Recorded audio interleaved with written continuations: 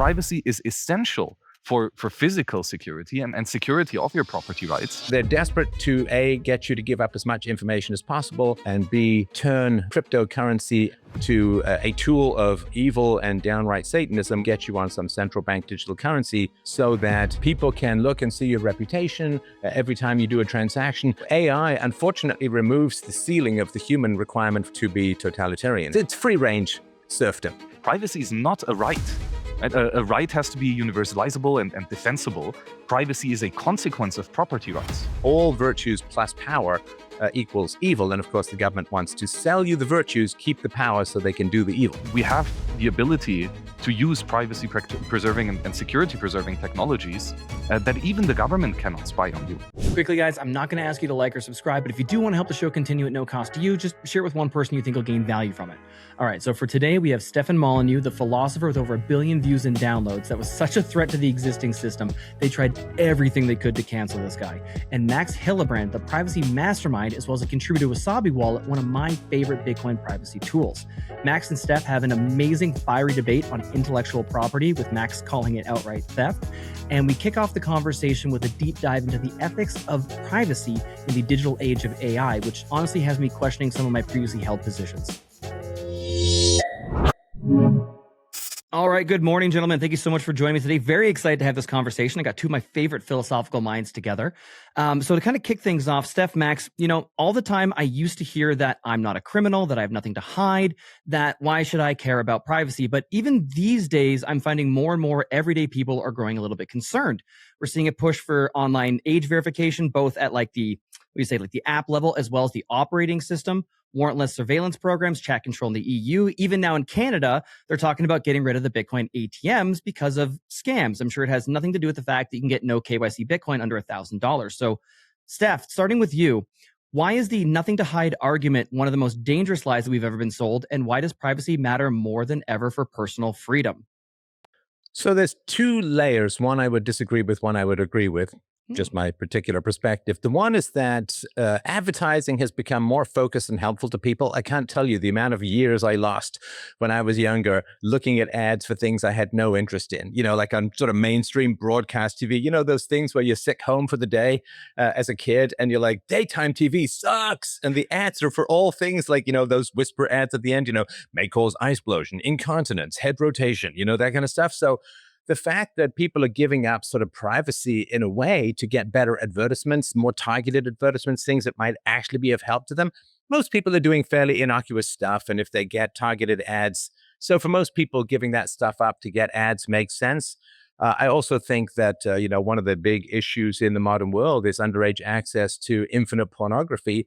And so we kind of don't want that, I think, as a whole. I've had lots of listeners call in and say, they got exposed at 10 or 11 or 12. It kind of warps their sexual development and gives them a very unrealistic view of human relationships. So I'm fine with some age verification, and I'm fine if people want to give up their data. The ATM thing, the government has an uneasy relationship with Bitcoin. It is kind of a necessary evil.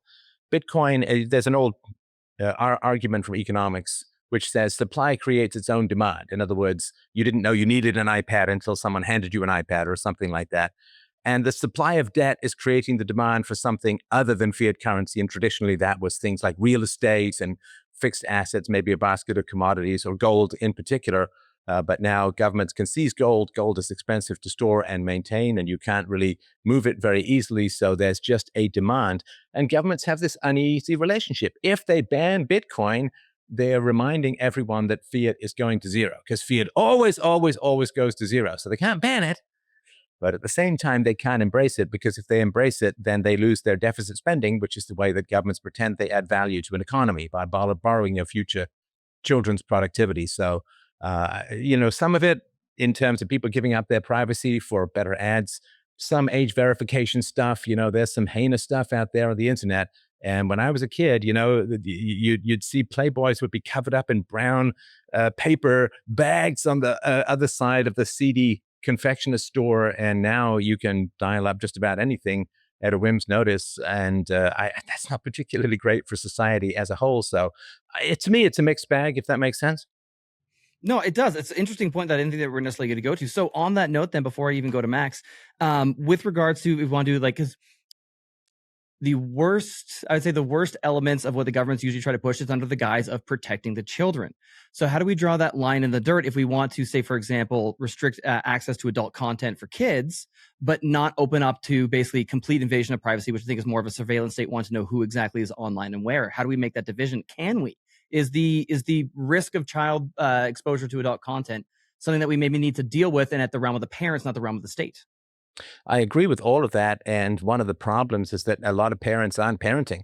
A lot of parents just like, here's a device, and there's no particular education. They don't put content filters on. They don't put restrictions on at the router level or anything like that. Or maybe they don't know how to, because maybe it takes a bit of tech knowledge or expertise to do that. But one of the big problems have been, of course, governments have raised taxes to the point where both parties have to work, which means you don't have much time for parenting and coaching, which means that your children are doing some pretty untoward stuff online. And listen, when I was a kid, I was relatively unparented. My mom was working and my dad was away. So I was kind of unparented, and we could only get up to so much trouble. The online stuff is just a whole different category of mind warping imagery and arguments and perspectives and so on. And again, it would be one thing if children were educated in how to critically assess arguments and reason and assess facts from a rational perspective, but they're not, right? The government schools aren't teaching them any of that. So you've got, massive amounts of propaganda swarming into children's brain without the rational defense tools, without good parenting. So yeah, governments displace parents and then say, oh, well, we got to do all of this stuff to take care of your children. It's like, well, how about you lower taxes so one party can stay home and monitor what the children are doing and give them some proper education? And how about the government schools teach you some critical thinking skills so that you're not just going to be rolled over by some tsunami of propaganda like a little sandcastle? No, fair enough. One more, and then I'll pass it to Max then. So in your view then, if there are particular situations where violations of privacy are potentially warranted for a collective good, which if I'm misframing that, please correct me. But is privacy a moral right? Do you have a moral right to privacy? And would that maybe only extend to adults in your example? I wouldn't say that children have a moral right to privacy. And we already have these kinds of age verification things when it comes to, I don't know, driving a car. And I actually think it's quite good that 5-year-olds aren't driving cars.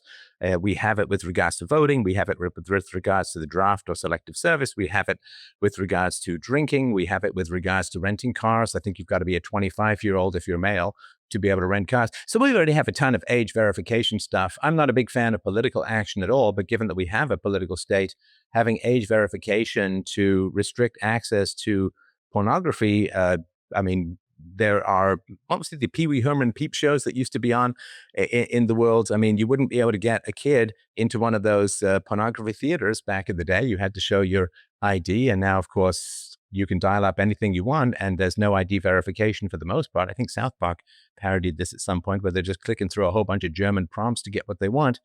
And so age verification extending to hardcore pornography or pornography of any kind. Yeah, I absolutely remember that. I mean, I remember when I was a kid, there was a TV station in Toronto called City TV, and they ran these things called Baby Blues, which was like midnight. If you stayed up past midnight, of course, I never did this myself as being an angelic choir boy and nothing but I hear that if you stayed up past midnight, rumor had it throughout the school, if you stayed up past midnight and tuned into City TV, you might see a boob. And of course, that's what motivates men for the most part. So yeah, that was like you had to stay up past midnight and your parents had to let you have it and all of that. And now it's just dial up mayhem, and it's really bad. So yeah, extending that kind of stuff doesn't seem to be unreasonable. Excellent. Excellent. We're going right to some edge cases, which is wonderful. Max, I'd love to get your response, your thoughts on that. No, edge cases are totally worth considering, because that's where you really see the principles, if they consistently apply or do have some caveats. And I think to start this out with, just to definitionally, it's important, because that question of you have nothing to hide is a definitional judo trick to trick you ultimately into giving up your freedoms. And so what is privacy? Privacy is the ability to selectively reveal yourself to the world, right? It's a choice of what you say to whom and when. And that is at the very fundamental structure of action, right? Humans have privacy because you can formulate your own thoughts before you speak them. You can carefully choose your words before you let them go, right? And that is, therefore, privacy is just inherent to human action. Privacy is not a right, right? A right has to be universalizable and defensible, and privacy is not that. privacy is a consequence of property rights. And you own your body ultimately, and that's why you can choose what to say to whom. And you control your diary, the paper book, and you choose what to write in there, and you control the safe deposit box where you keep it, so you can prevent others from reading your diary. Property rights, properly defended in a society, will give us a very private society, because that coercive aspect is simply removed. And then, of course, still, there are many good reasons why people choose to work with someone or not, right? And this can include reasons of age.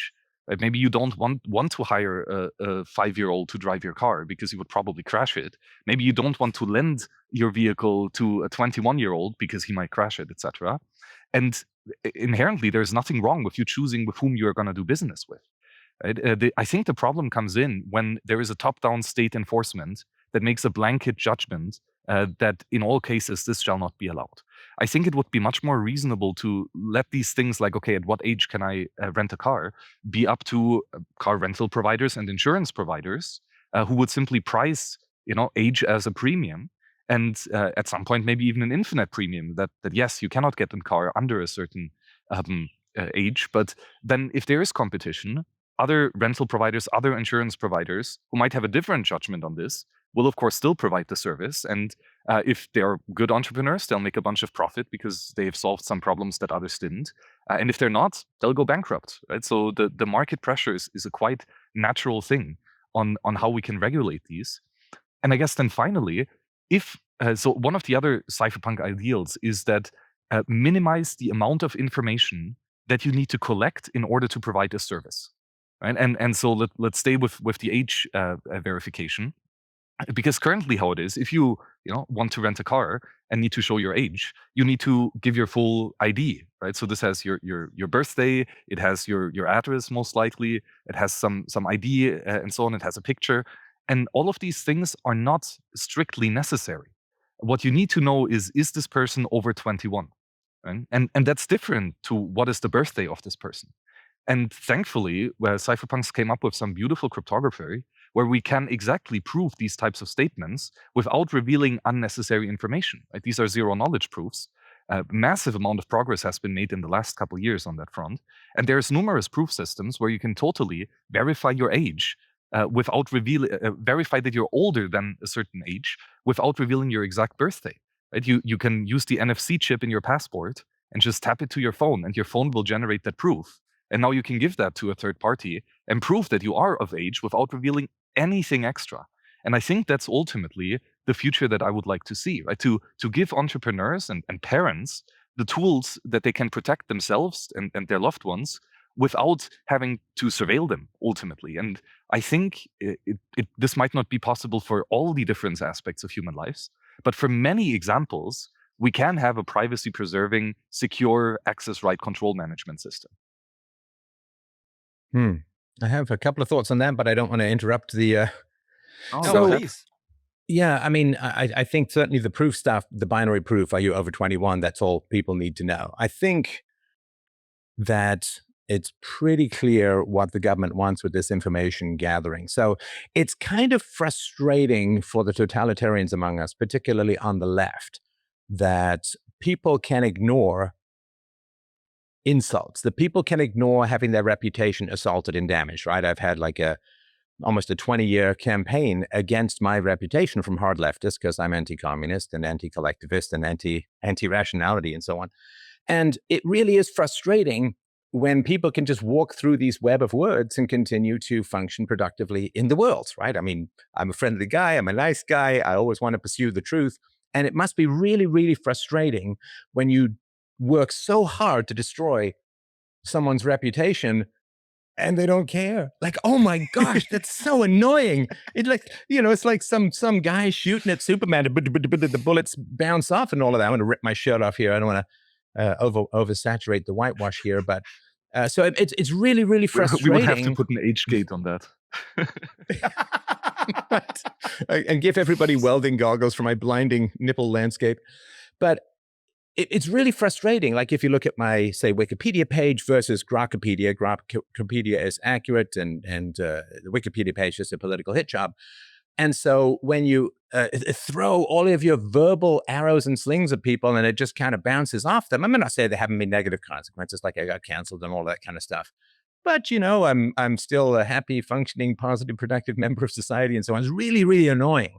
Because in the past, when everyone lived in like small towns or villages or local communities, if you trashed someone's reputation, you kind of ruined their life. But now I can just go meet new people. I could just go talk to new people. I could just go do new things. Really, really frustrating. And so what they want to do, of course, is they want to develop a social credit score, and they want to say, ooh, this guy's been branded, whatever nasty word you want to throw at someone. The annoying thing is that that is not available yet to places you want to go do business with, to places you want to go and get a membership app, to places you want to subscribe to. Those people don't know the immense effort that totalitarians have put into destroying your reputation, and they're just going to judge you by just you. Like, I can go into a store and I can just go buy something and nobody knows about all of this reputational damage. And I don't particularly care, because that's just the price of telling the truth, is being attacked by those who profit from lies. So yeah, the social credit score, they're desperate to A, get you to give up as much information as possible, and B, to turn cryptocurrency and blockchain technology to a tool of evil and downright Satanism, which is to get you on some central bank digital currency so that people can look and see your reputation every time you do a transaction. This person has been branded as an X or Y or Z, or their social credit score is minus X, Y, or Z.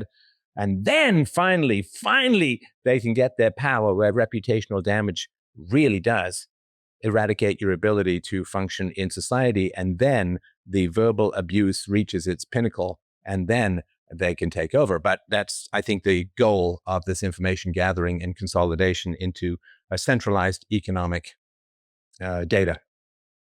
Max, your thoughts? Yeah, no, this is really interesting. How you put together that reputational aspect, and how cyberspace and anonymity to some extent can protect you against reputational damage. Right? You can just start over. You can find your new circle of friends, and that ultimately these systems of control, like central bank digital currencies or full permissioned operating systems and internet usage, that this can reintroduce that immense harm of reputation. And also interesting though is that for some people we do want to have the ability to ostracize them, right? If someone is a murderer, I don't want to have them in my village for sure, right? So I think everyone to a large extent agrees that ostracization is an important aspect. There's huge disagreements for which people should be ostracized, obviously. But so this is an interesting question of how can we reintroduce these principles of, again, selectively choosing with whom you engage, such that it is peaceful and results in more peace rather than continued conflict. And how can we reintroduce this to technologies and cyberspace? Because the internet is a wonderful place, but it can be made better in this aspect for sure. Well, and it's funny because I wrote about this like 20 years ago. I had two books, Everyday Anarchy and Practical Anarchy, because I'm an anarcho-capitalist, like no state, free market, private property, non-aggression principle kind of guy. And I talked about ostracism as the foundational method of social control. Now, of course, ostracism requires that people experience shame, which is not particularly equally distributed across the countries and cultures around the world. But even if you can't experience shame, economic ostracism is a very powerful tool. Most human beings, when you ostracize them, the same pain centers light up in their brains that are associated with physical torture. So they really, really don't like it, and it's uncomfortable and so on. So I think ostracism is a very peaceful way of enforcing social rules.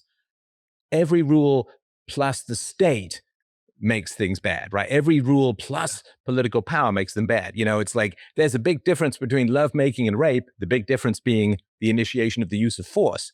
And there's a big difference between rational, restrained rules in a free market economy, where the ostracism is for the most egregious acts, and ostracism, or at least having a contract rating, I used to call it. So it's like a credit rating, but how well do you keep your contracts? And if you don't keep your contracts, then it's going to be much more expensive to do business with you.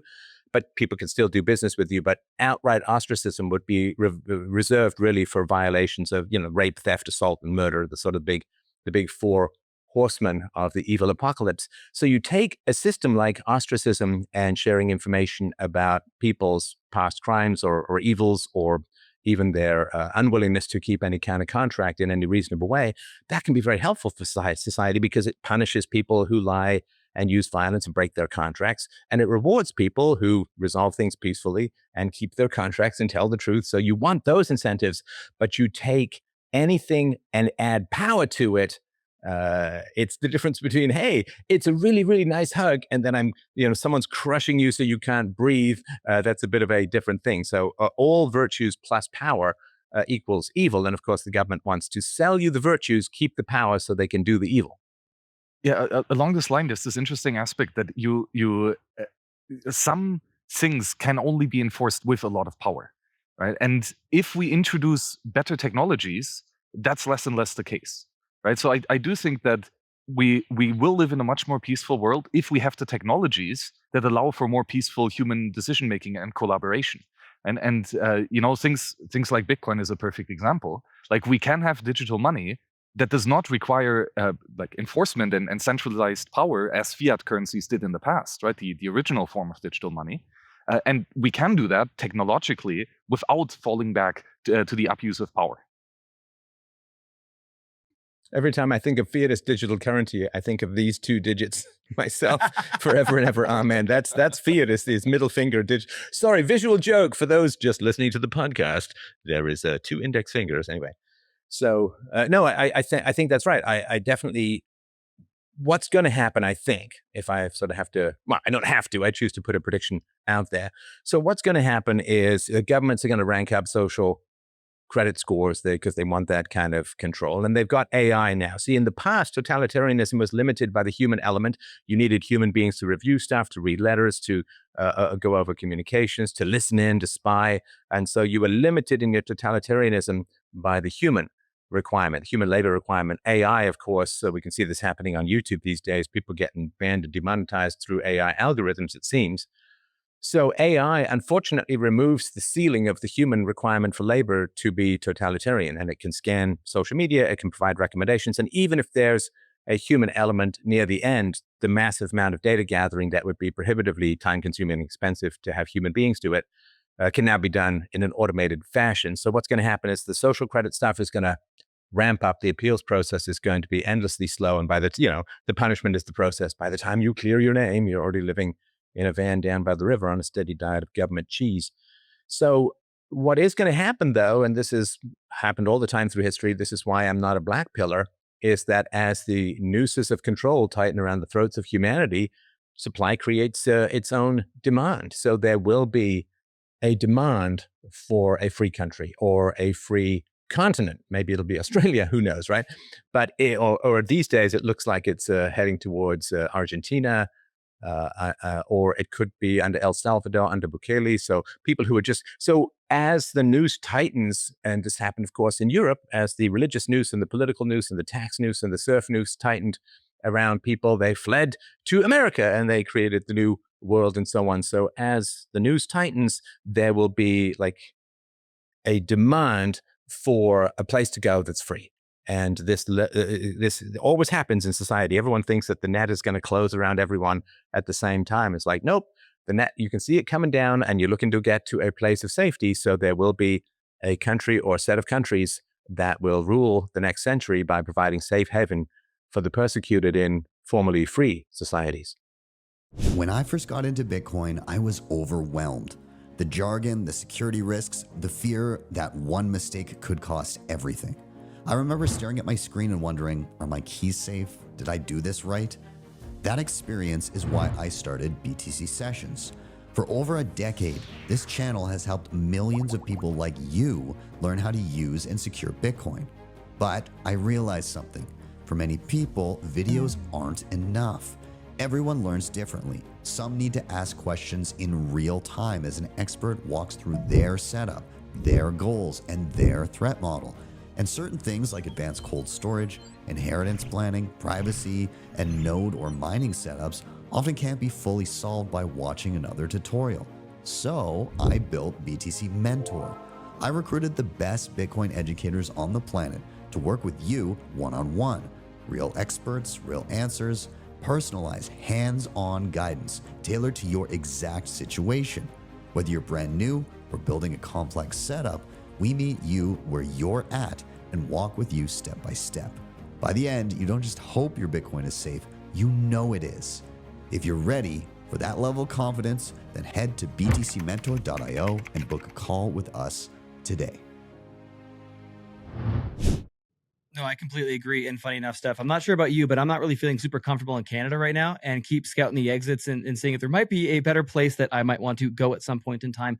I do want to dive into the idea of the supply creating the demand for tools and things as well with you, Max, in a second. But before I get there, I kind of want to tease apart a little bit specifically on privacy with regards to financial transactions.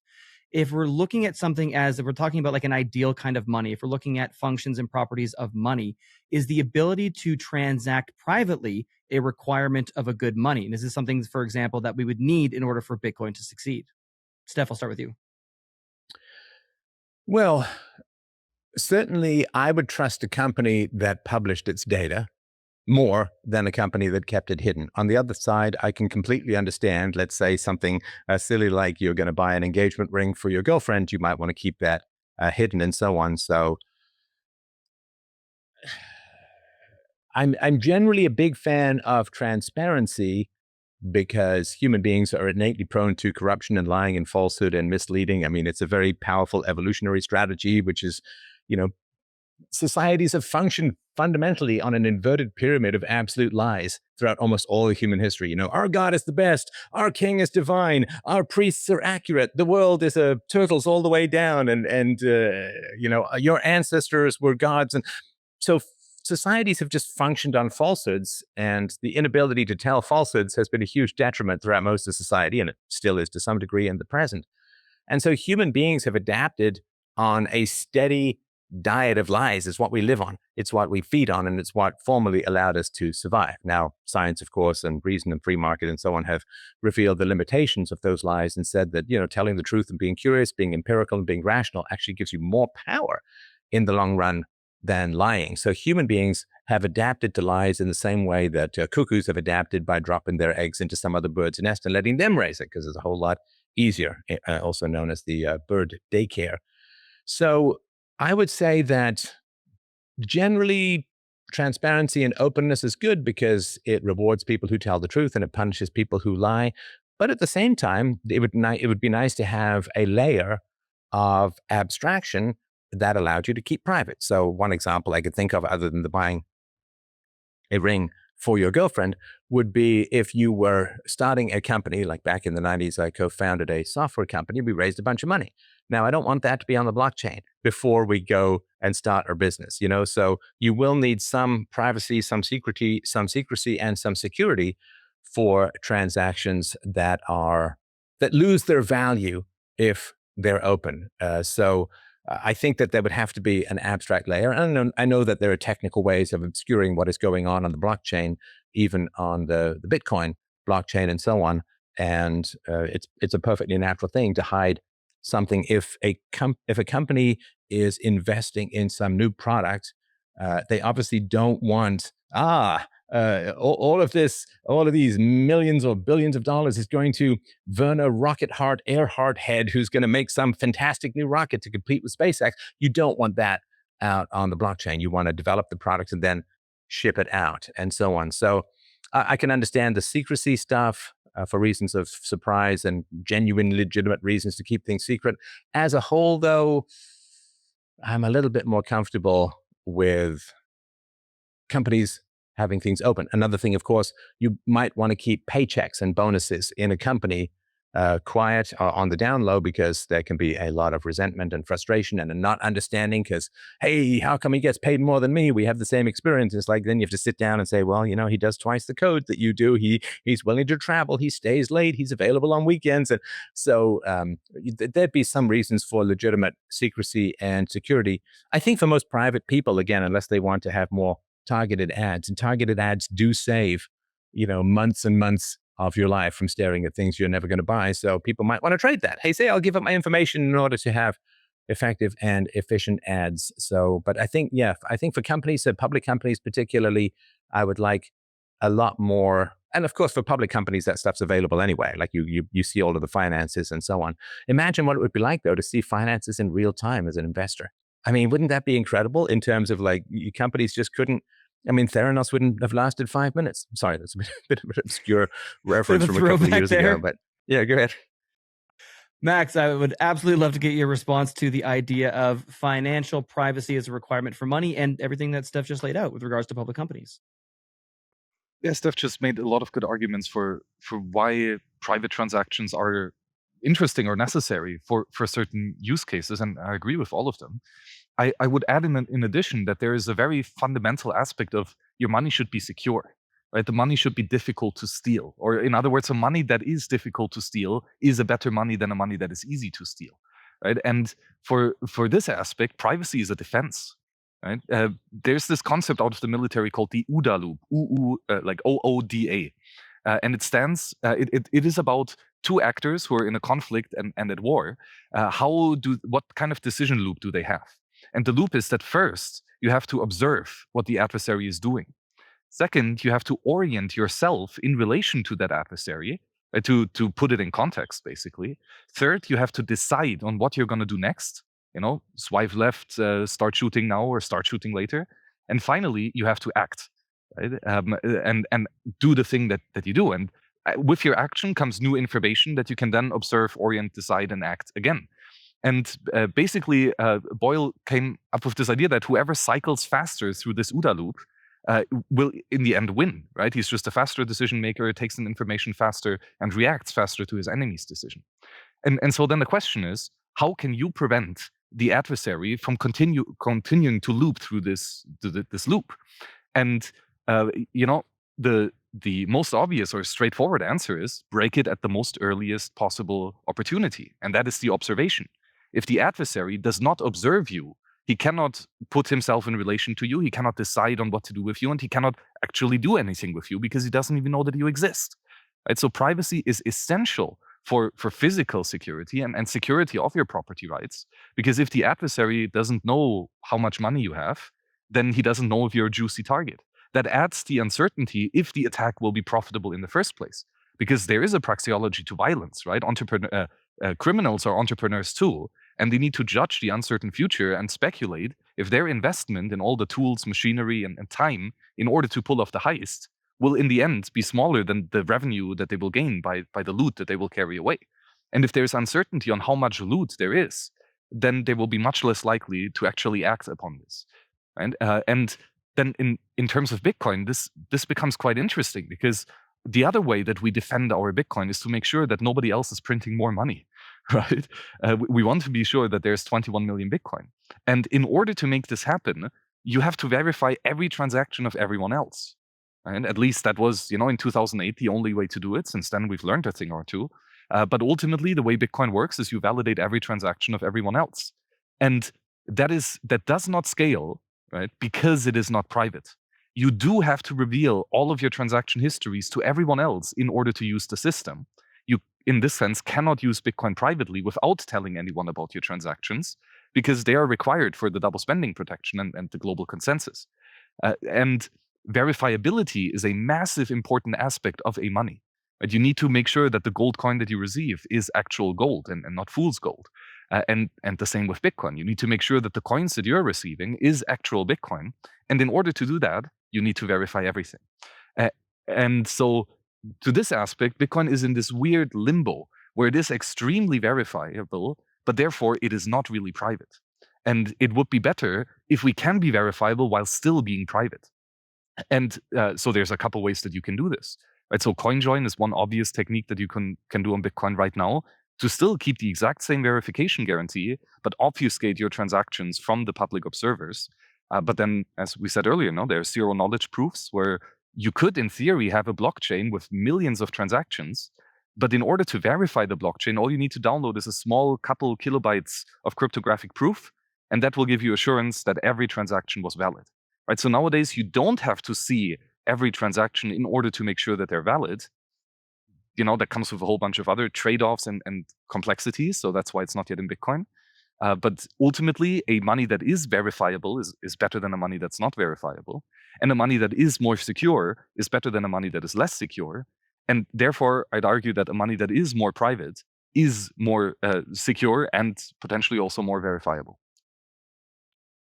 Well, and of course, there's going to be an ecosystem of privacy coins that people will transact in that will simply dip in and out of Bitcoin as needed, right? So if you want to keep something totally private, you could go with a privacy coin like Monero or something like that. You could do your transactions that way. And then when you want to dip into the mainstream, you will then go to Bitcoin and to complete things and so on. So I think there's tons of options. That's sort of a free market thing. And the other thing too is that, I mean, there's no privacy now anywhere. It's just limited to the government. I mean, the government can read everything that you do. They can scan everything that you do. I've never believed in privacy. I mean, geez, even prior to the Snowden revelations and the WikiLeaks revelations, I conduct myself on the internet as if I'm in a courtroom having to defend something. It may make me a little jumpy at times, but it seems to be a pretty important, good way to do it, right? You compose every email like a judge is looking over your shoulder, because I assume that they are to some degree or another. So given that you have no privacy as a whole, and given that the government, I mean, as you know, up here in Canada, I mean, when there was legitimate peaceful protest, the government violated the entire constitution and shut people's bank accounts. I think it was adjudicated as not legal. Of course, there's no consequences.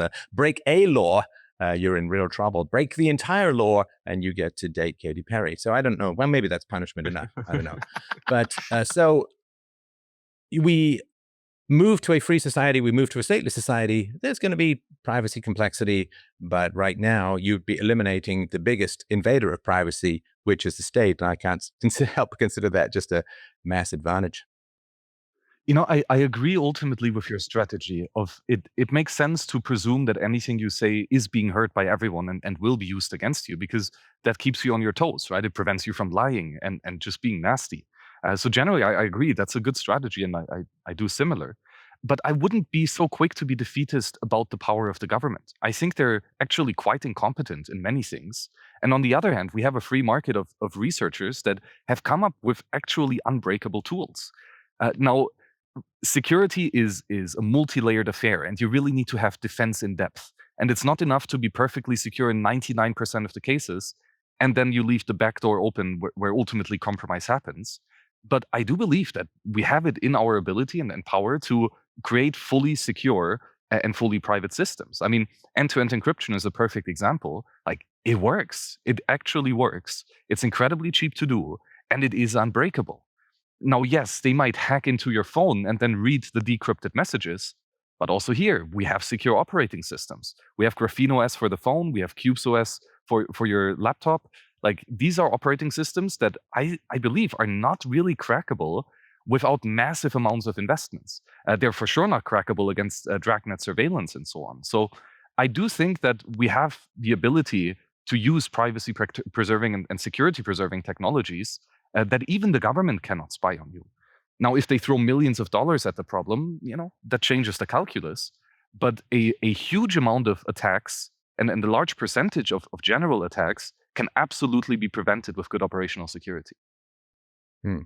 No, I certainly agree that the government is not confident, but they're competent, but they make up for the lack of competence with near infinite power. It's like if I'm going into a boxing ring and somebody says, "Hey man, that boxer isn't really skilled," I'm like, "Yeah, but he can call in an airstrike, so I don't in fact want to box." So infinite power, infinite money makes up for a lot of incompetence. If you're running a bad Yes. business, but daddy is a counterfeiter, you can keep that business going for quite a long time, even if you're completely incompetent. So yeah, I agree with the incompetence, but the incompetence plus power sort of balances out the equation a smidge. Question for you, Steph. I'm curious if you view that privacy would be an outcome of a free society, or is it a prerequisite to actually getting to a free society? So from my view, what I'm kind of thinking of is that your behavior changes when you're being observed, and that surveillance state, it prevents potentially even just the sharing of ideas, the coordination. Going back to that ostracism, like I'm sure, as you may have felt from time to time, but myself being an anarchist, kind of come across as a little bit of the black sheep, and it's hard to maybe find other fellow travelers and try to make some things happen to move us in the right direction. So privacy is something that you just have to pay for. That's all. So if I go and try and get a job and they say, "Do you have some criminal history. Let's say not me, I don't have a criminal history, but let's say Bob goes to get a job and they say, do you have any criminal history? And he says, I'm not going to tell you. Well, you just have to pay for that privacy. Whereas if he says confidently no, and I got this letter from the police and all of that, then that's fine. So privacy, it's like your credit score, right? If you say to somebody, I want to borrow money, but I'm not going to tell you my credit score, well, you've kept your privacy, but you're going to have to pay more points on your loan because they can't verify. So if you want to keep things private, that's totally fine.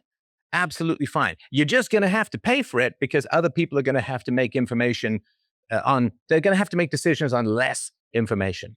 And if other people have to make decisions on you based on less information, they have to charge you more of a premium because there's higher risk. If I've paid every single one of my loans off and I'm 50 years old, well, you can be probably pretty sure that I'm going to pay my loans off so you can give me a lower rate. If I refuse to tell you any of that for privacy, again, totally fine. You're just going to have to pay more. Finding that balance is a free market thing. If you give everyone every piece of information about you, then I just think that's a bit weird. It's like having a glass outhouse in the front yard. It's like, hey, man, I'm allowed to poop. It's like, yeah, but, a little privacy can go a long way with this kind of stuff, especially when you have Indian food, you fog up the whole mirror. So I would say that privacy is something that people can totally have. If they want to pay for it, that's great. If they don't want to pay for it and reveal more, that's just going to be each individual's preference. But we don't really have that as much because, again, we've got these big overarching political systems that dictate these things for everyone. If I drill in for just a second, if I make it a little bit more specific before you jump in there, Max, would the option to selectively reveal, particularly in terms of communication, be necessary to move to a free society? Well, sure. And I really like Max's point about like the least amount of information possible. So rather than giving you a credit score, you could say, has this person, let's say somebody wants to borrow 10 grand, then you would ping some central server that would say, has this person ever failed to pay back a loan of 10 grand or less? As opposed to give me their entire credit history, including their house, their car, their sex robot from Korea or whatever it is, right? Sorry, she's not in the frame right now. Okay, good. So I think the least amount of information possible is really, really good for those kinds of decisions. Does this person have felonies on their history? Yes, no. All right, that's it. Now, yes, maybe you want more information. Maybe it's something not related to the field. So I really like Max's point that you would want to get the least amount of information possible in order to make the best decision. More information would be expensive in terms of processing and overhead and bandwidth and so on, although those things, of course, are coming down a lot in price. But I like Max's point, really, really good point about, you just want to see just enough to make your rational decision, but not more. I want a woman showing up with a low-cut top, not no top. I just want enough information to make my decision, not so much that I'm a little freaked out and can't concentrate. Max, sorry, Max, I think you have a zipper if you want to just... Anyway, go ahead. Yeah, that's the hard part, right? It's too funny. No, and I agree that with a lot what you said, Steph. And ultimately, in a private society, we will have such a plethora of different entrepreneurs and goods and services that will be traded, and there will be absolutely services where the entrepreneur requires near full transparency of someone, right? I don't know, marriage, for example, is one of these things where you do want to have a huge amount of trust and information shared, and it would be really weird to marry someone whom you don't know, their name, their age, where they were born, etc. So, and the could thing be any though number is of that verifications that could occur that you might need, including a gynecological history. But anyway, go on. Exactly right. So, and the thing though is that in a free society, if you have a very strong preference for privacy or anonymity more precisely, and you really do not want to reveal this information at all, then most likely there will be an entrepreneur who provides you this service given the price, right? And insurance might charge you a substantial premium to not reveal you entirely, but they will probably still do it for the right amount of money. And if you think that their amount of money that they charge is too high, nobody can stop you. There's no monopoly for you entering the market of providing that service with the very high privacy guarantees and anonymity guarantees that you would like to see. And most likely, if you have that preference of strong privacy, then there will be enough other people to justify making that a good business. Right? And again, this is the entrepreneurial speculation of will there be enough clients to want to acquire this future product and will they pay you enough to justify the investment and give you a good return? Again, a free society is one where choices are everywhere, and that doesn't mean that the choices are always the same. And it doesn't mean that everyone has to choose the same aspect. But ultimately, it does mean that if you have a strong preference and a strong choice, then in some way, shape, or form, you will be able to satisfy that preference and get the things that you want in the manner that you want. Of course, not for free, but for a price that will be competitive in the market.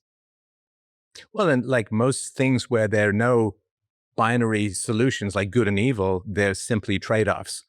Giving up some of your data can save you time and money.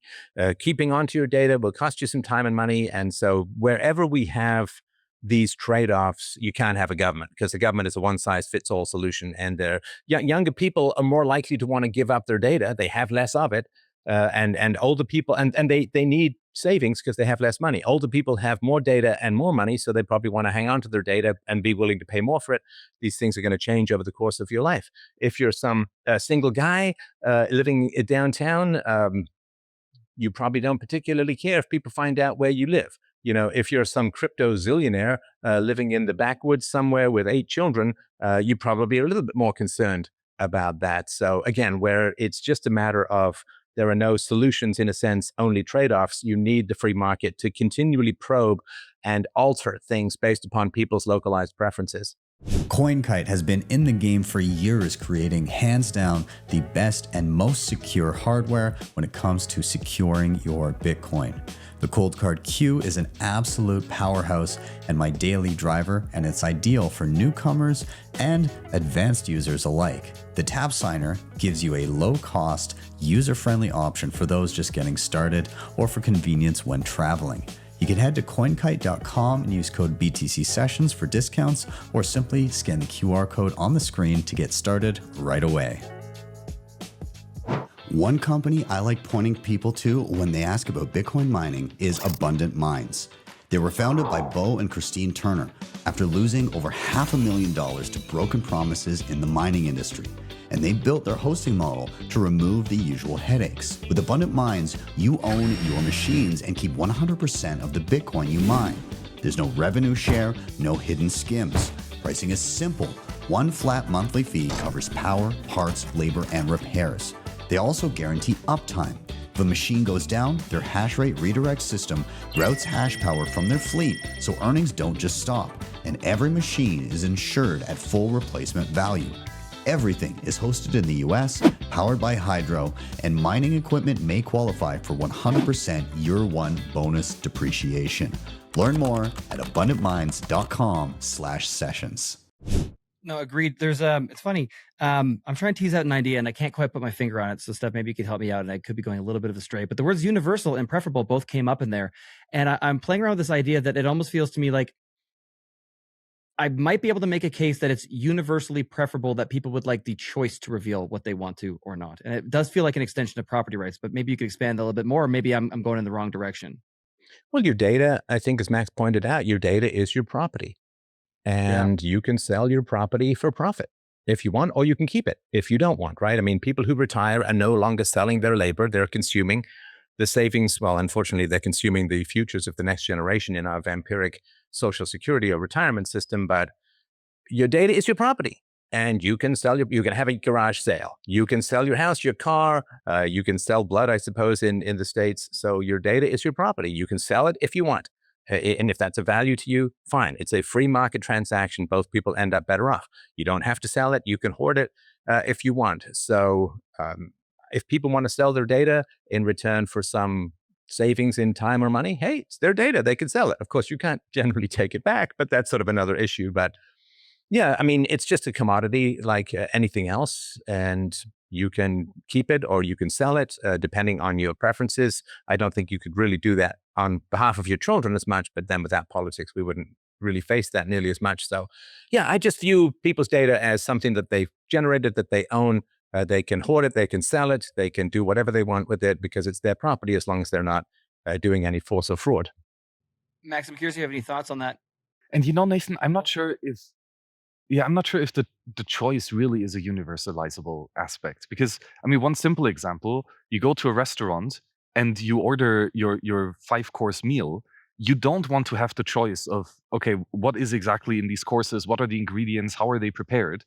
You outsource that choice to an expert, and you just say, give me the plates as you think is best. And other people might want to choose a la carte and exactly put their courses together. And so ultimately, the choice to not make a choice. Well, okay, that's probably a very meta point, but like. It also comes down to this quite philosophical question of is it permissible to sell yourself into slavery, right? Can you give up your future choices for a price? I mean, that's quite contested, even in Austrian economic or libertarian theory. I think you're going to have to go a little more than buffet versus a la carte. Because you make that choice by which restaurant you choose, right? If you want to go to some restaurant that's a la carte, you go to that restaurant. And if you want to go to a restaurant, so you're not being enslaved in that way. But of course, you can sell your data. And if the contracts, you read through the contracts or have AI summarize the contracts or whatever you're going to do, you sell your data. I don't know how that's enslaving you. I mean, I'm certainly happy to, but if I sell, let's say some guy, you can have regret, right? You sell your computer and then it turns out that there was some Bitcoin on it and you like chase the guy down the street. Oh my God, my wife sold that. She thought it was an old gaming console or something like that. So, I mean, you can have buyer's remorse and all of that, but I don't know that selling your data for savings in time and money is the same as enslavement, but I'm certainly happy to hear the case. It just has to be something other than I get to pick my own food versus I pick a restaurant that picks the food for me. No, I wasn't insinuating this, that that selling your data or trading under certain privacy conditions is equivalent to slavery. I'm basically just saying that there are like choices go deep and all the way down, and they will continue to exist. Just even the extreme case of can you sell yourself into slavery, right? Can you make that ultimate final choice of giving up your future choices? Even that argument is quite contested. And so then the gradient that comes before naturally is as well, where there just are different preferences that will be played out at full. And those preferences change for yourself across time and across scenarios.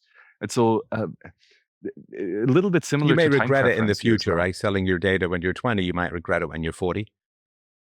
Absolutely. Yep. It's the But OnlyFans ultimately, argument, humans right? are, Which is are you make $50 a month doing OnlyFans now, which I can only dream of with my OnlyFans account.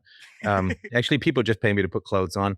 But yeah, so you might regret things down the road. Now, the good news, of course, is in a free society, you will have companies that want to sell you privacy. And what are they going to do? Well, they're going to advertise and inform you like crazy of all the dangers of selling your data when you're 20. And they say, oh, down the road, it's going to cause all these problems. And there'll be all of this information. And they'll sponsor podcasts and do ads and buy ad space and all of that. So the great thing with the free market is that all of the dangers of every decision are all outlined for you by the people who want you to not make that decision because they're going to profit or there's some ideological reason or whatever. So the most informed decision, I think, is the best. Of course, with the government and with what's going on right now, we really don't have much of an informed decision about anything because I assume they're hoovering everything up at the back end. So it could be, of course, that you're going to regret things, but there'll be people blowing trumpets in your ear. Danger, danger, Will Robinson. You can't do this. Look at this guy. His head exploded because he sold his data when he was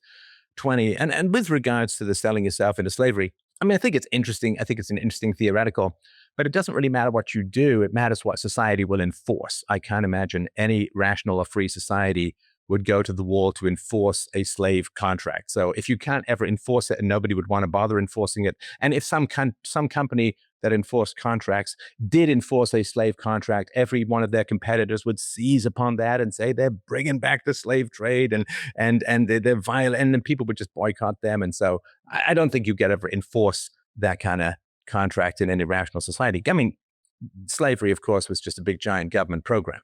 I mean, it was taking money from people who didn't own slaves and giving it to the 5% of people who did own slaves.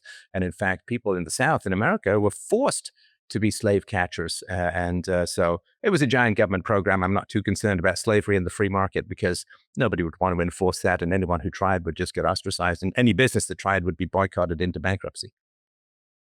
And I mean, of course, right now, even the tax rates that are right now exceed how much slaves were taxed in the past. So we're not at all in a free society. And it does get enforced, right? Tax laws are extremely heavily enforced. And a huge part of society agrees with them and would snitch you out if they know that you're somehow not paying your fair share in heavy quotes. Yeah, because everyone says, well, why don't you just change countries? It's like, have you ever heard of an exit tax?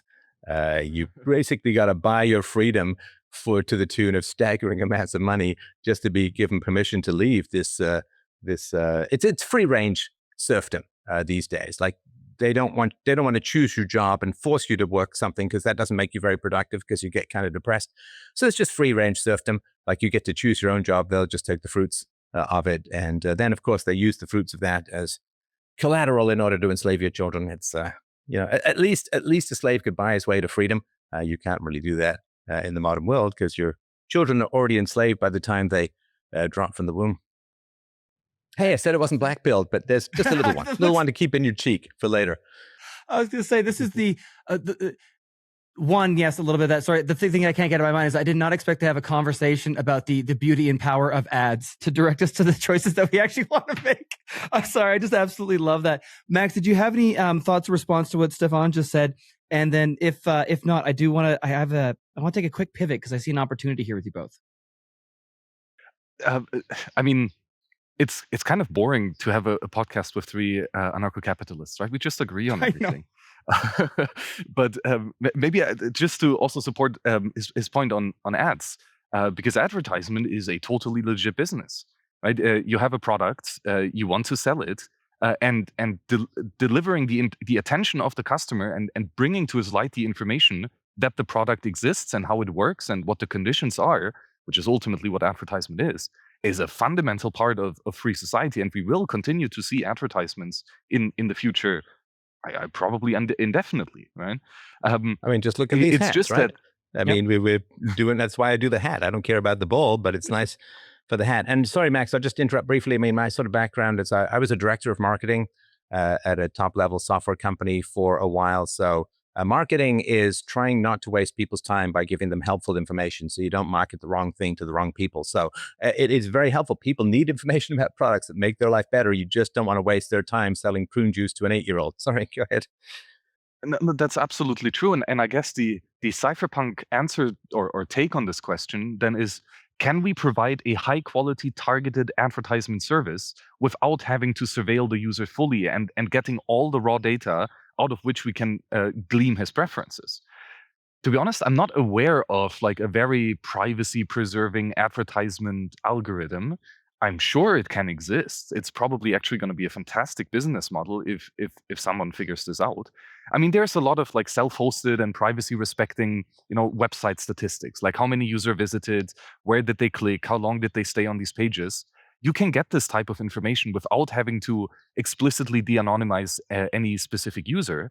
There's a lot of differential privacy algorithms where you don't get true information from any one user because they all have a little bit of randomness, but in aggregate, they do reveal correct and trend lines, etc. So there's a little bit of this already, and I would definitely see that in the future this continues to be used, advertisement in general, and I would hope as a cypherpunk that we will find more privacy-preserving advertisement systems that still provide you with that matchmaking of the right customer to the right product.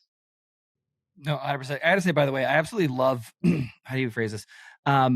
I really look forward to a free society because the amount of ideas and stuff that we're going to build out of it is just absolutely incredible. People start thinking and trying to solve these problems. You just get amazing, incredible work out of entrepreneurs. But I'm going to take a weird little right turn, not too weird, but a little bit. We talked a lot about data, and there's actually one aspect of even just like Misesian and Rothbardian economics and property rights that I still struggle with. So Max, I'll start with you, and then Steph, I want to get your response to it as well. Intellectual property. I still can't necessarily figure that one out if you can actually have property rights over more or less ideas or words. Yeah, this is a topic that I love. And ultimately, the TLDR is I very much support Stefan Kinsella's argument on this, that property rights are a solution to a problem. The problem is that we have a conflict over how to allocate scarce resources. Right? So humans act, which means we have problems and we have things around us which we can apply so that we solve our problems. But the problem is that the things, the goods, are scarce, meaning we can only solve one problem at a time with this one specific resource. Right? So if I use a piece of wood to build a desk, I cannot use that same piece of wood to build a house. right? So there's scarcity for your own goods on how you apply them, but then of course that extends to others. If I eat the steak, then Steph cannot eat the steak, and so that is a conflict, right? Who gets to use those resources? And there's a couple solution to this problem. Nobody owns anything, which means we all starve. That's communism for you. Then the bureaucrats get to decide what you get to use. That's our current state architecture ultimately. And then ultimately, we have the homesteading principles, right? If you've made it, it's yours, and you can consume it, you can store it, you can gift it, you can sell it, right? Those are your options ultimately. And whoever created the good has the right to decide on how it gets allocated. So how does this relate to ideas? And the key concept here is that ideas are non-rivalrous. They are non-scarce, right? The words that I speak to you right now, I don't just give them up as I would if I give you the steak, right? I still retain the exact pattern of information that I'm speaking, and I can use it later. And we can copy it. And now, I don't know how many millions of people are listening to this show, hopefully. And they all get this information, and there is no conflict, because anyone who would like to use this information in their actions can do so without diminishing or taking them away from anyone else. And so this means that with ideas, that the beautiful gift of God is that we don't have scarcity. Right? We can use this information as much as we would like, whenever we would like. Information that was discovered 1,000 years ago can still be used today. And that's a miracle. That's incredible. And we should leverage that and be thankful for it. But what this idea of intellectual property right does is it takes this beautiful abundance and it shoves it back into scarcity, where all of a sudden we reintroduce rivalrousness. If you write the same words on a piece of paper, then you've stolen my ideas and now I get to put you in jail, right? That's ridiculous. Not just does it put back this beautiful abundance of non-scarce information into that box of scarcity, in addition, it violates the other person's scarce property rights, right? If I hit you on the head because you took your paper and your pen and your ink to write these patterns on the page, and I tell you that's copyright infringement, then I'm not just like, then you haven't violated my property, because ideas are non-scarce, property is not necessary. But on the contrary, I'm stealing your paper, your pen, your ink, and I tell you how you have to apply your own scarce resources in order to be just. And so intellectual property rights is by definition theft, right? It steals the actual scarce property rights of other people. And on top of that, it limits the beautiful abundance that we have with ideas. So it's complete nonsense. Well, okay. Okay. Are we finally going to disagree? Could be a good Is it debate gonna here. get I'm sure it will be. interesting? Yeah, it could be a good debate here. Let's do it. So first of all, look, if something's copyrighted and I write it down on my piece of paper, I'm not going to jail. That's not going to happen, right? I mean, nobody cares if I go to a movie and I write down a line of dialogue or a bunch of dialogue and then take it home and put it in my drawer.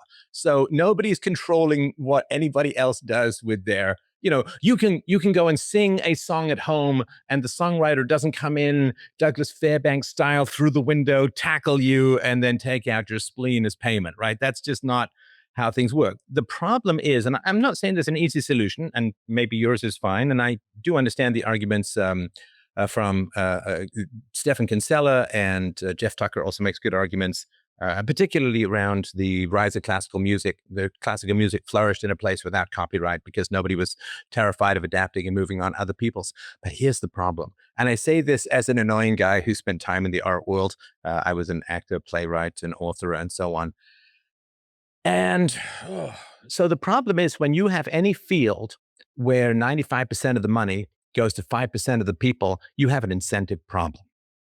So in the arts, as in sports and so on, the vast majority of the money goes to a tiny percentage of the people. It's the ultimate Pareto's principle.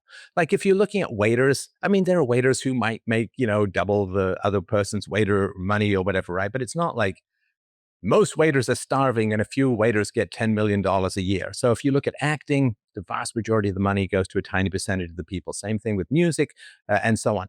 So when you have lopsided incentives this way, if artists can't be assured of some reasonable recompense for the risk that they're taking. So it's not just the work, it's the risk. The higher the risk, the higher the reward needs to be. If you take away people's payments, the incentive, then it's basically saying, play the lottery, but there's no big prize. Well, if there's no big prize, nobody's going to play the lottery. So you end up without culture unless people have some way of making their money back from the work that they're doing. So let me ask you this, Max. Let's say that I write a great novel and I put it out there and there's no intellectual property, and then nobody has to pay me for the movie adaptation. Is that right? Yeah. Correct. Okay. So I just, and anybody can copy it and make it cheaper. Anybody can record the audiobook. Anybody can put it online on a PDF. So all of the work that I've put in, it takes about 2 years to write a book. And all of that work that I've put in, and it takes 20 years until you become good at it. So tens of thousands of hours, all of that work. How is the author paid? And again, I'm just asking, and I'm sure there's good answers, but I've never had a chance to cross-examine someone on this. So how am I as an author paid if anybody can copy and adapt and read and repurpose my book?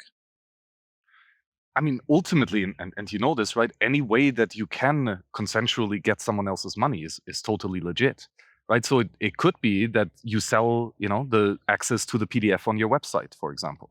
It can be that you sell access to the physical book, and No, so but on. other It can people be can pure donations. other people can give it away for free. Yeah. Right. Yes. Right. So how am I going to get paid? How and am I going to compete with free? because people want to support you and they want to see future work. I mean, I think Patreon, the recurring payment subscription for many artists is the perfect example of that, right? And patronage, literally, not just the brand name, is how art was financed forever, right? People want to see beautiful things, including non-scarce things like new songs being created, and so they have an incentive to pay those who have that creative spark to create new ideas. Right? Obviously, you can create new ideas and come up with something that's delightful and beautiful, and that in and of itself is to some extent a scarce aspect because it's your labor. Right? If you focus on something else, then you don't write the book. So that is an aspect that absolutely continues to be paid for. But Well, but hang ultimately, on. So, Mhm. but that's not how other professions work. So, an accountant doesn't just do free accounting and then set up a Patreon and hope that people like his accounting work. He doesn't just do free accounting and then take a donation from his boss afterwards. And also, I mean, it's one thing to talk But about writing a accounting is book, but labor, I mean, what right? about $100 million movie? Can you Patreon your way to $100 million movie? Accounting, just to highlight, accounting is not an idea. Accounting is labor, right? You need to apply your knowledge to the specific books of one specific company, and if you do that, you can't do that with someone else. So regular salary makes absolute sense, right? And then to the question of can you make $100 million movie without stealing from others, right? Without enforcing IP? Well, maybe $100 million is a misallocation of capital, right? Maybe we should not spend so much money on entertainment. Maybe 10 million, maybe 1 million is enough, right? And if you need to sustain your business by stealing from others, right, by harming them when they reproduce ideas ultimately, then maybe it's not the right business to say. And then in a free market, that business would not be satisfied ultimately. I would be fine with that. Well, look, if people want to give away their work for free, obviously that's my business model. I take my business model from the famous Harvard MBA graduate Socrates, who just went and talked to people about philosophy and said, "Hey, maybe you could buy me a lunch." So I've never done ads. I don't do product placements, and give away almost all my books for free. So Steph, if I wanted to donate, where would I go? freedomain.com/donate. Okay, cool. Just wanted to double check. freedomain.com/donate. Thank you. So I have no problem with that. However, Max, I'm sure that you're fine with contract. So if I write a book and release it saying, I do not give anyone permission to copy this book is released with no permission, it's not released Creative Commons. If you buy this book, you agree that you're not going to copy it. Do you accept that that is a valid contract? I absolutely do accept it as a valid contract. But if you break it, you did not steal the ideas, you stole the money. And I think that's a very, very Sure. crucial difference because it is a contingent payment, right? A contract that depends on its validity if both parties perform as is specified in the contract. And if I go ahead and tell your company secrets, if I'm your accountant and I signed a contract that I will not publish your cash flow, right, the full version of it, and and you pay me in this contract, and I turn around and publish it, then I've stolen your money, right? Because you've given me something under the condition of a certain way of action.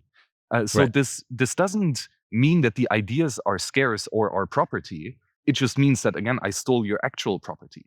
And I think it's really crucial, and I think it's true that you cannot steal ideas, right? If as soon as we allow this narrative to come in, praxeology doesn't make sense anymore, right?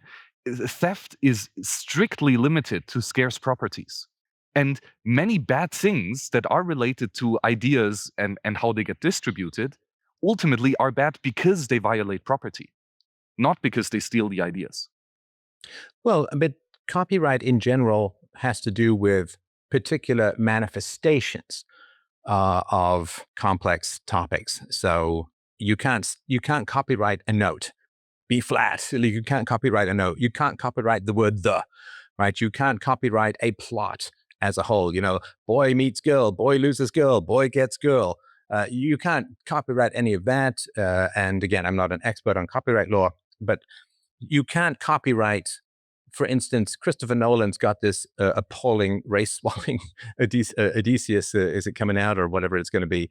And he can't copyright that story, but he can copyright his instantiation or his telling of that story. So he's not copywriting ideas. He's copywriting a particular manifestation, which he needs to do. And again, we can argue with the business proposition or business value of all of this, but he needs to be able to raise however much money, $100 million, $200 million, because you need to make the movie. You need to, you make a $50 million movie. You need to spend $50 million on advertising it, and then half the money has to go to the theater. So you actually have to make $200 million plus before you see a penny back. So again, we can argue about the pluses and minuses of this. A lot of this has to do with government-controlled unions really driving up the price of movies and so on.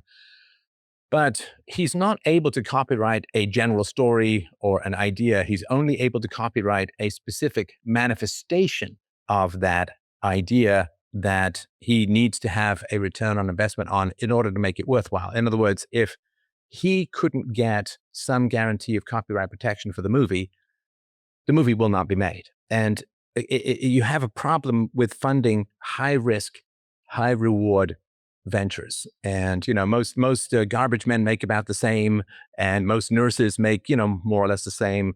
But artists and sports musicians and so on, writers, it's crazy. The Pareto principle is nuts in that, in some places, 99% of the money goes to like 1% of the people, but you still need people to go into that field. And the only way I think that people are going to go into that field is if they are going to get some massive reward at the other end, or at least potentially get some massive reward at the other end. And if we can't give them the massive reward, I think you're going to end up with a much less cultural society. And, again, if we are looking at it not as a government law, but as and of course, even in a government law, you can release things Creative Commons, and then you can't take copyright action against people as far as I understand it. But if it's a contract that says, look, if you buy my book, you can't copy it. And if there is a copy out there, it's illegitimate by definition because it's a contract violation. So we can take that down. And again, nobody's going to get thrown in jail as far as I understand it. Copyright stuff, if there are contract disputes, if there are copyright disputes, as there was over that song, it'll come back to me, but it was an old Marvin Gaye song that was redone by Alan Thicke and all of that, and they had the big copyright thing, then it just ends up being a share of the revenues. Or I think Stuart Copeland and the guitarist Andy Summers are suing Sting because they said they did the intro to Every Breath You Take, so they're trying to get money back. Nobody's going to jail. It's just a matter of getting a revenue stream, if that makes sense. Well, I mean, if you would not pay the fine, you would absolutely go to jail, right? That's the ultimate end point of any government action. Is if you disobey, you will sooner or later ultimately be killed, right? If you refuse to go to the jail, they will apply deadly force up until that point. Of course, in the extreme, and that doesn't often happen, but and then to your point of, okay, if I sell you the book under the condition that you cannot create copies of that book, again, if I would violate that, I didn't steal the ideas, I stole your money. And then, however, if now I sell the book to the next person, right, and he does not agree to this copyright, then is that person bound by a contract that he's never signed, right? So it would have to be a quite substantial aspect that even allows me not to resell the book under the condition that, or without continuing the obligation that the next person is not allowed to sell the book, right? Well, but we have that already. Like, I mean, if I sell stolen property, then the person who gets the stolen property doesn't have the right to that property. It still has to go back to its original owner. So if you say you would simply include in the contract, this book is not for resale, or if somebody buys this book, they're bound by the same contract, and by buying the book, they accept that contract. You could just, I don't know, I'm not a lawyer, but you would word it such that the person would be covered by the new contract and so on. So, I mean. But then let's say I upload it to the internet, right? And sure, I would be the bad guy. I would have broken the contract. But now 8 billion Yes. people have access to that information, which never did it. So can they just re-upload it Right. properly? Well, I mean, if you break a contract and you go against that I contract, broke you'd the be liable for contract. damages. Did they break it? I'm sorry? So you sell me the book, right? I agree that if Yes. if I publish it or reprint it, that I will violate the contract, pay you $100,000, whatever, right? Now I go upload it to the internet. You clearly have a claim against me for $100,000. But what about the next guy who downloaded it off the internet, right? Does he owe you $100,000 too? Well, I think that I would go after you for more than $100,000 because I would look at the revenue that you've cost me by giving away the book that I worked on 10 years away for free, which goes against the contract. And it would be like anything that you have broken a contract that has cost me $1 million. I would go after the value of the contract. So with that, I agree, right? I broke the contract, that's bad. But the other person who just by happenstance receives this PDF and sends it to a friend or uploads it to the internet again, he's never agreed with you on any such contract. So is he still obligated in your mind to be pursued for punishment? No, but he's the receiver of stolen goods. So the receiver of stolen goods is still bound by the original property rights, even though they haven't signed any contract, even though they may have bought the property with the belief that it was legally acquired and owned. So they didn't buy it at if all. you are in They receipt gifted of stolen it, property, you're still liable. Yeah. We found something to disagree on. That's great. Well, no, I don't think we're disagreeing at all. We are it's saying boring that the again. free market should deal with it. Yeah, the free market has a problem in that when you have a high risk, high reward situation like culture and the arts and sports, if you take away the high reward, you get much lower productivity. If you maintain the higher reward, we don't want to be throwing people in jail for reading a PDF they didn't know was illegal. Maybe somebody stripped the contract off it or something like that. Who knows, right?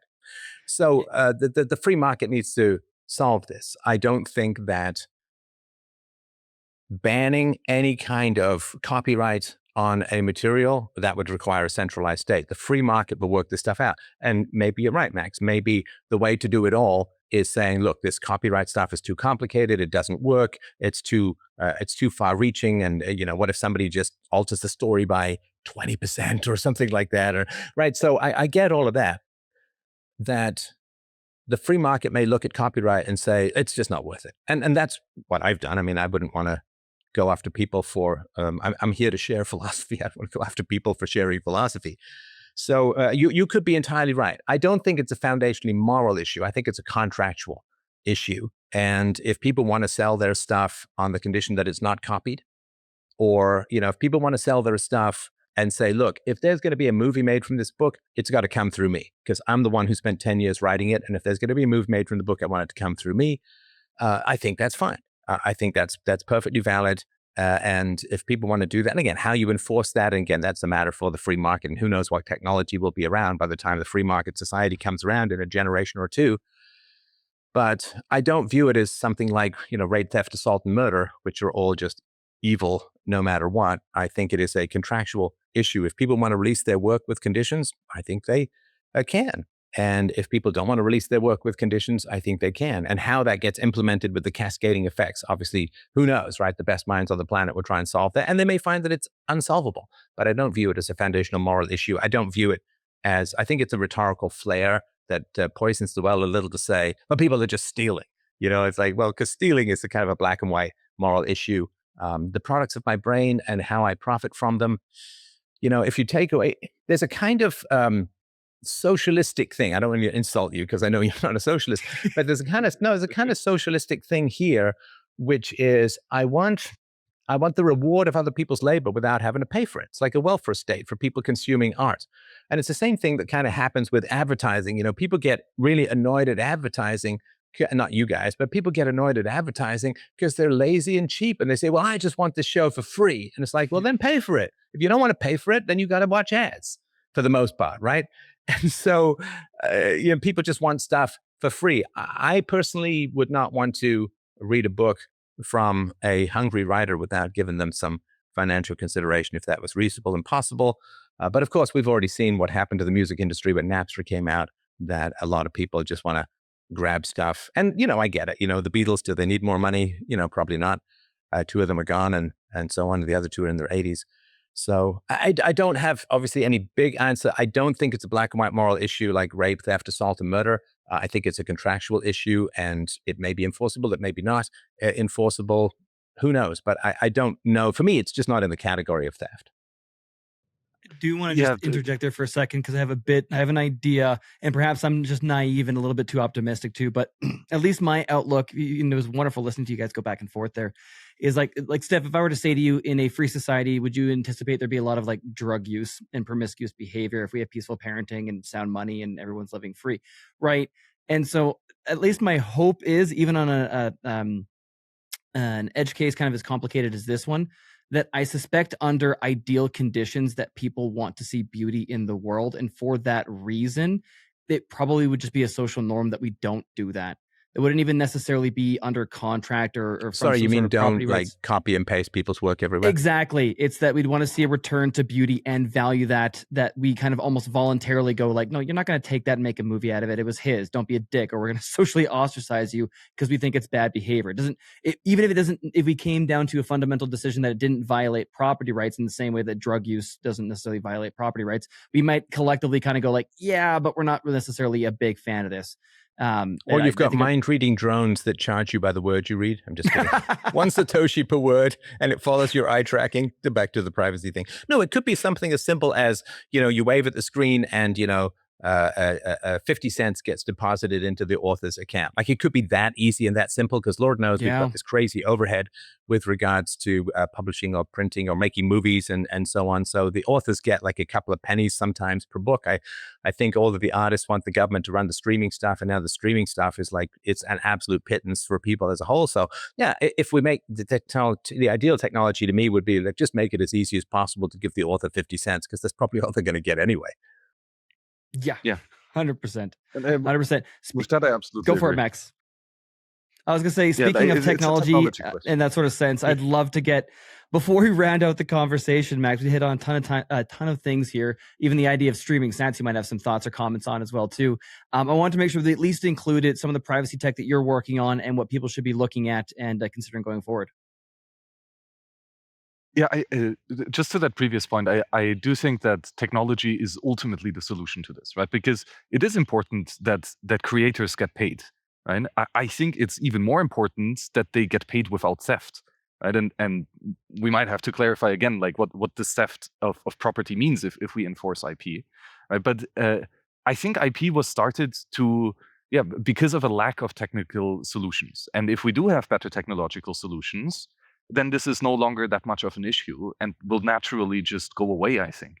And so streaming sats is one obvious thing. I do think you're probably on the value for value system. So people are probably streaming sats for every minute that we were speaking. Right? And so this is one of the numerous ways that it can be done, right? I think what's so important is to decrease the both mental and actual transaction costs of payments.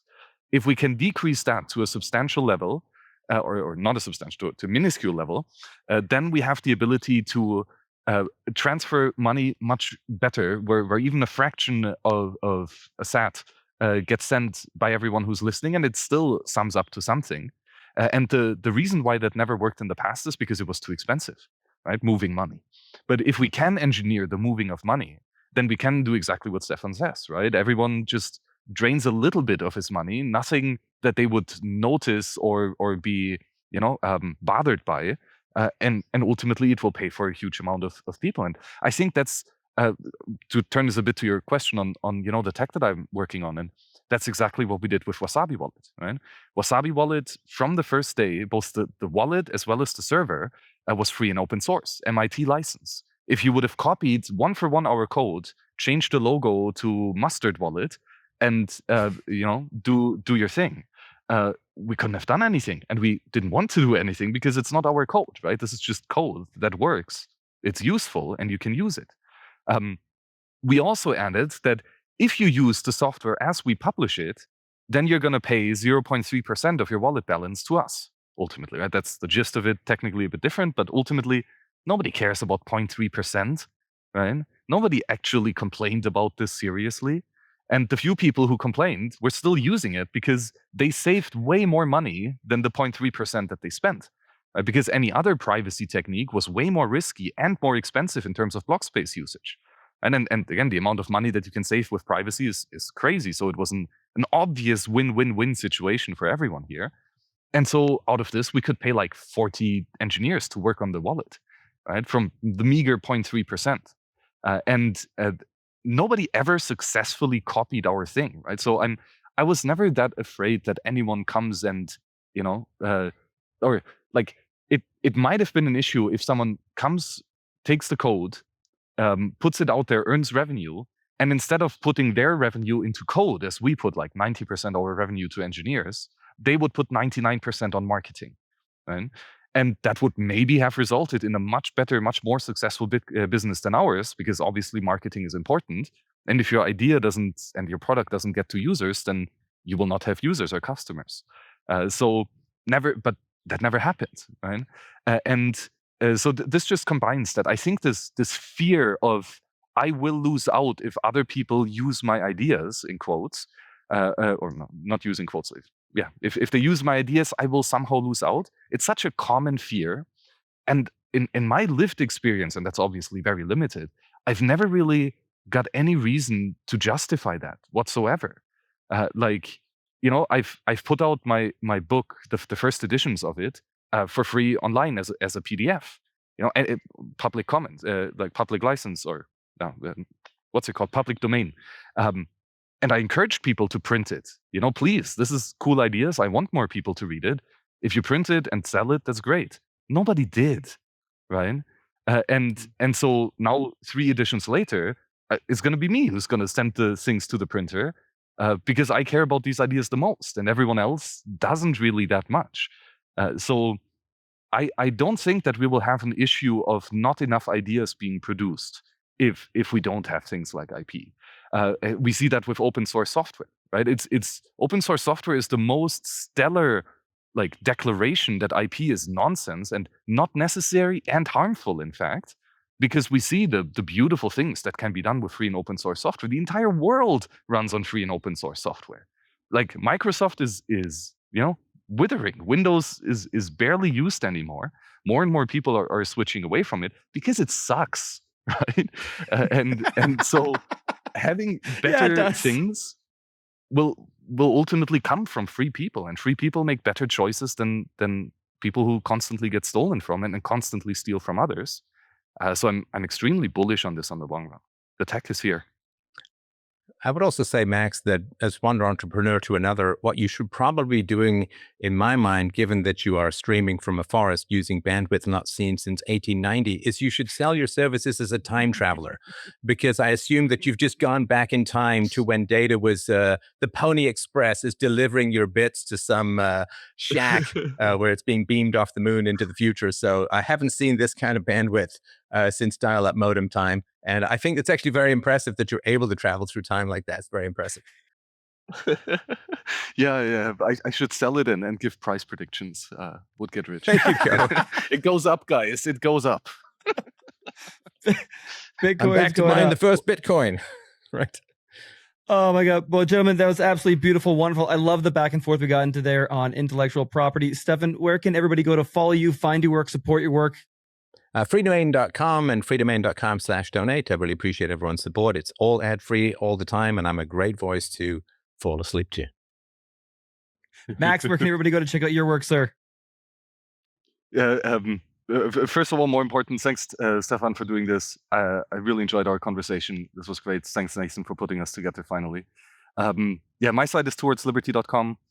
Basically, just links to all of my Nostr posts. Check out Nostr. It's really cool stuff. And It is, as I mentioned, I'm writing the book on the praxeology of privacy. So drew a lot from what I was saying in this session is basically in that book.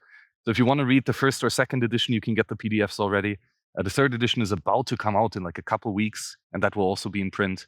If you want to print them and sell them, please do. If you want to make a movie, hell yeah, I would love to see it. And no, keep building awesome stuff. Oh yeah, if you want to have secure encrypted messaging, check out White Noise. We already spoke about that, Nathan, last time on the show. But that's a cool one. If you want to stay up to date on Nostr, check out nostrcompass.org. It's a weekly newsletter on all the technical happenings of like 750 Nostr projects every week. Keeps me quite informed just writing this. And keep building awesome stuff. Subscribe to the Sovereign session if that's already out there. It is. If you enjoyed this episode with Max and Steph, share it with somebody you know, and check out the previous episode with Doomberg and James Lavish or the recent live stream.